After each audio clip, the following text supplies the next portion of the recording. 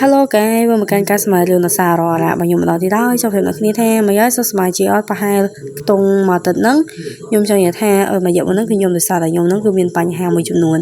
ចង់និយាយថាវាឈឺអត់លហើយទេខំតែម្ដងចង់និយាយថាខ្ញុំថាតែ3ថ្ងៃ2ថ្ងៃហ្នឹងជាហើយប៉ុន្តែនៅតែសក់យោតែម្ដងចង់ប្រាប់អ្នកគ្នាថាតើឥឡូវយើងចូលទៅកាន់សាច់រឿងយើងតែម្ដងទៅដោយសារតែនិយាយថាកុំអោយខ្ញុំហ្នឹងបោកបាច់ច្រើនពេកមានរឿងជាអស់ទេតើផ្ដោតសាច់រឿងនេះមកគឺយើងឃើញអំពីកូកាកូឡាមួយកំប៉ុកហើយនឹងនិយាយថាអីហ្នឹងដូចជាមាត់បំពងមែនអត់ដឹងទេថាឃ្លានតែមកគឺចង់ថាបង្ហាញអំពីកន្លែងមួយទៅសែនមានជាការស្ងាត់ជ្រងំចឹងទៅណាដោយសារតែមានកូនប្រុសកូនស្រីហើយនឹងយូប៊ីនព្រោះយើងហ្នឹងក៏មានបន្លឺឡើងថាខ្ញុំគិតថាហ៊ីយកនៅទីនេះតែម្នាក់ឯងដូច្នេះទៅខ្ញុំមិនចាប់អារម្មណ៍ថាអ្នកមិនមានអារម្មណ៍ល្អនោះទេនិយាយថាកូនប្រុសយើងទៅនិយាយទៅកាន់យូប៊ីនចឹងណាយូប៊ីនចឹងក៏មានជាការសើចទាំងមិនពេញចិត្តនិយាយថាតែខ្ញុំមានអារម្មណ៍ល្អណាស់មិនអីទេវាគ្រាន់តែជាអ្វីម្យ៉ាងព្រោះខ្ញុំក៏បាននិយាយថាទោះយ៉ាងណាក៏ដោយអ្នកហាក់ដូចជាមានអារម្មណ៍ល្អរីករាយចាំថាតមកគឺcôស្រីយើងក៏បានគិតថាពួកគេទាំងពីរនាក់មិនមានទំនាក់ទំនងល្អទេឬប៉ុន្តែពួកគេធ្លាប់លេងមកបោះជាមួយគ្នាអញ្ចឹងខ្ញុំគិតថាមានទំនាក់ទំនងល្អចាំថាcôស្រីហ្នឹងក៏មានគេចង់ហាច់យូប៊ីនក៏បានយកដៃបងឯក្បាលទៅនិយាយថាញ៉ាំឲ្យអស់សិនទៅប្រយ័ត្នតិចប្រយ័ត្នអីឬក៏និយាយថានិយាយធ្វើអីញ៉ាំហើយសិនទៅណែខ្លួនប្រុសយើងក៏មានជាគេស្លឹងមើលទាំងមានជាគេប្រច័ណ្ឌអីចឹងទៅណាបុកពុះភពតែម្ដងយ៉ាហើយក៏ឃើញcôស្រីរបស់យើងហ្នឹងថាបានយូប៊ីនឯក្បាលយូប៊ីនហ្នឹងដូចខ្វះពេកឯទៀតទៅយកថាដុតភ្លើងតែម្ដងដុតភ្លើងជាមួយនឹងសាំងឲ្យឆាបឆេះតែម្ដងណាតែមកគឺកាលនេះគ្នាយើងបង្ហាញអំពីគំនូcôស្រីយើងកូនប្រុសយើងសួរថាគំនូអីគេហ្នឹងតែមកcôស្រីយើងក៏មានអញហើយនិយាយថានោះគ្រាន់តែជាកិច្ចការមួយរបស់ខ្ញុំតែប៉ុណ្ណោះវាគ្មានអីពិសេសទេcôប្រុសយើងក៏បាននិយាយថាតើអ្នកគូវាជាផ្លូវក្រោមដីមែនទេcôស្រីយើងក៏បានថាមានហើយវាជាផ្លូវក្រោមដីអញ្ចឹងទៅកូនប្រុសយើងក៏បានលេចមើលហើយបាននិយាយថាតើផ្លូវក្រោមដីនេះមានន័យតំណាងឲ្យអ្វីដែលវាគូនេះចង់ថាសួរស្រីយើងណាកូនស្រីយើងក៏បាននិយាយថាអៀនតែម្ដងហើយបាននិយាយថាគ្មានអ្វីទេមិនអីទេកូនស្រីយើងក៏បានគិតក្នុងចិត្តទៀតថាវាពិតជាខ្មាស់អៀនណាសម្រាប់ខ្ញុំចង់ថាកំណត់នោះមិនជាពីអ្វីទៅកូនមិនគិតឯងនិយាយថាខ្មាស់អៀនតែមកកូនស្រីយើងក៏បាននិយាយស្អីមិនដឹងទេធ្វើឲ្យយូប៊ីយើងនឹងឃើញហើយមានជាការស្លក់ស្លាយតែម្ដងដោយសារតែគេថា sweet អត់មានបកាច់មើលក្បាលគេទៅនឹងទេណាកូនស្រីហ្នឹងក៏មានជាការអៀនចឹងទៅដោយកូនហើយសួរថាអ្វីកូនស្រីហ្នឹងក៏បាននិយាយថាមិនអីទេមិនខ្វល់ទេអីចឹងទៅយូប៊ីហ្នឹងក៏ទៅស្លក់ស្លាយដែរហើយនិយាយថាវាដូចជាផ្លូវប្រសពមួយផ្លូវគេផ្លូវវាងមួយចឹងទៅតមកកូនស្រីក៏បានថាមែនហើយដូច្នោះខ្ញុំពិតជាមិនសូវយកចិត្តវាមែនទេខ្ញុំកាន់តែមានអារម្មណ៍ថាអៀនខ្វាក់ចឹងទៅហើយក៏បានយកសមយកដូចជាដែរយូប៊ីនេះយើងយូប៊ីទៅចុកមកក៏ស្រីក៏បានថាបរិយាកាសបែបនេះមានជាការសលឹងទៅឃើញភ្នែកបងស្លក់មកចឹងអូយឃើញថាកប់យកហ្មងតែមកកូនប្រុសយើងក៏បាននិយាយដល់ឆេះភ្លើងនិយាយថាអ្នកទាំងពីរដូចជាស្និទ្ធស្នាលគ្នាណាតែមកគឺយូប៊ីនក៏បាននិយាយថាមែនទេសួរអ្នកគ្នាកូនប្រុសយើងបាននិយាយថាពួកយើងរៀនថ្នាក់ទីយើងស្គាល់គ្នាកាលទី7អញ្ចឹងយើងនៅវិទ្យាល័យដូចគ្នាតែមកប្រុសយើងក៏បាននិយាយថាសុនបេក្នុងនាយកដ្ឋានជាមួយគ្នាដែលអ្នករស់នៅមែនទេសួរថានៅមួយគ្នាអញ្ចឹងណានៅមួយតាំងពីក្មេងអញ្ចឹងទៅតែមកគឺយូប៊ីនយើងក៏បាននិយាយថាត្រូវឲ្យយើងជាមិត្តរួមបន្ទប់ជាមួយនឹងគ្នា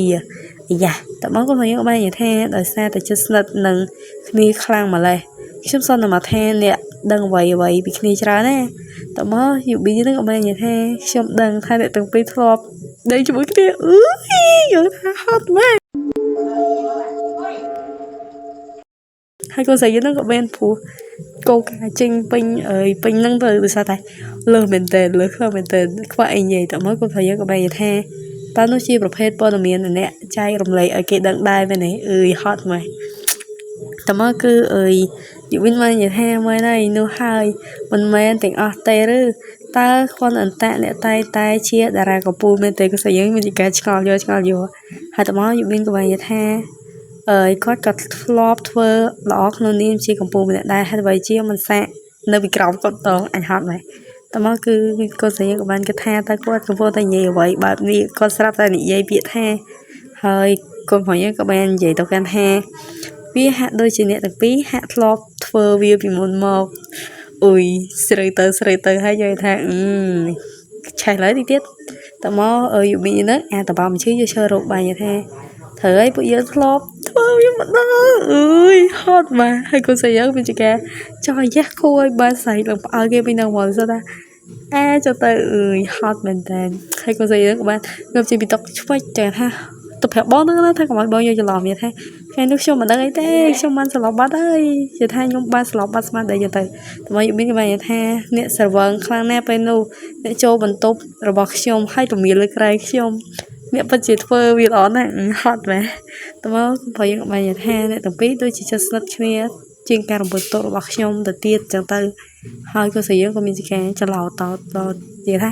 ខ្ញុំបានប្រាប់អ្នកហើយថាវាមិនដូចឆ្នោតទេស្រីកំឡុតយកតែម្ដងតមកគឺយូប៊ីហ្នឹងក៏បាននិយាយថាដឹងវាស្អីទេយ៉ាងថាជិះប្រកាសគ្នាកុំស្ដាប់អីតមកគឺកូនស្រីយើងក៏បានទៅកាន់ដៃអាវកូនខយយើងតមក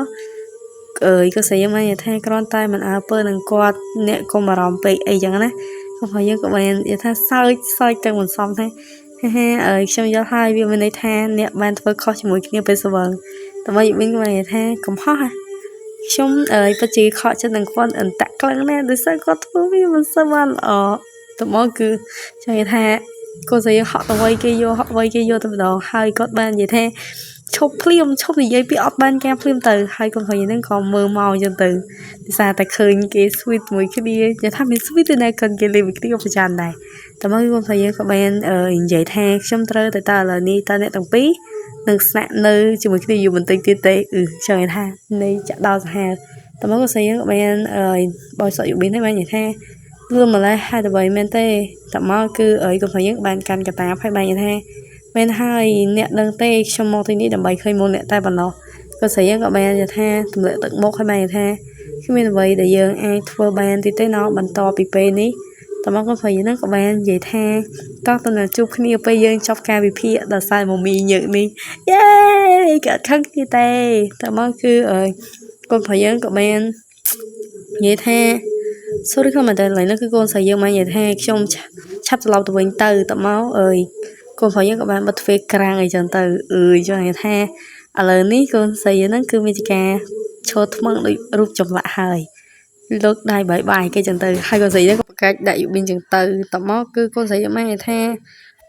តើគាត់នឹងគិតមិនអីចឹងទៅតើគាត់មានអារម្មណ៍យ៉ាងណាតើអ្នកដឹងអត់អីចឹងទៅហើយយូប៊ីនហ្នឹងក៏យកដៃឆ្កឹះទៅជាយើងមានជាការថ្លង់អីចឹងទៅចង់និយាយថាហើយវាហត់អីចឹងណាហើយតើមកយូប៊ីនក៏បាននិយាយថាគ្រាន់តែអនុញ្ញាតឲ្យគាត់យល់ច្រឡំប្រសិនបើអ្នកគិតថាគាត់នឹងធ្វើអីចឹងទៅហើយតើមកគឺកូនស្រីយើងឆ្ងល់ទីដីអីគេតើមកកូនស្រីយើងក៏បានសួរថាហេតុអ្វីបានជាអ្នកស្រាប់តែប្រព្រឹត្តទង្វើបែបនោះខ្ញុំមិនដឹងទេតើមកគឺបង្ហាញអំពីភ្លើងអំពូលមួយកន្លែងហើយក៏ឃើញកូនប្រុសរបស់យើងនឹងឯងគេថាអត់ប្រញាប់តាណាទេប្រញាប់មករំសាយកំហឹងតាណាអូយថាមុខលឹងថែបនិយាយថាអ៊ូយសង្ខាមែនតែនជក់បារីទៀតអូមែនតែចឹងថាកូនប្រុសយើងនឹងគិតស្អីខ្លះទេហើយក៏ប្រហុយផ្សែងបារីពីនឹងចឹងទៅចង់និយាយថាភាគយើងនឹងក៏ចប់ធំនឹងដែរថាខ្ញុំមានចកាយកាត់ទុំសុកខ្លាំងមែនតែដោយសារតែនិយាយថាហៅឈ្មោះទូអងខុសរហូតនឹងស្អីទេកូនប្រុសហៅកូនស្រីហៅកូនប្រុសហើយនិយាយឡើងបែកចង់ថាបែកឥឡូវនិយាយថាឈឺក្បាលខ្លាំងមែនតែគ្នាយើងអើយហើយក៏ sorry ខ្លាំងដែរដោយសារតែមានសម្លេងរំខានចឹងទៅដោយសារតែពីមជ្ឈដ្ឋានខាងក្រៅនិយាយថានៅនេះគឺមកខ្ញុំច្រើនយ៉ាងណាអ្នកគ្នាកុំបកកាខ្ញុំអីណោះហើយអរគុណខំមែនតើក្នុងការទស្សនាវីដេអូនេះពីដើមដល់ចប់អរគុណបាយបាយ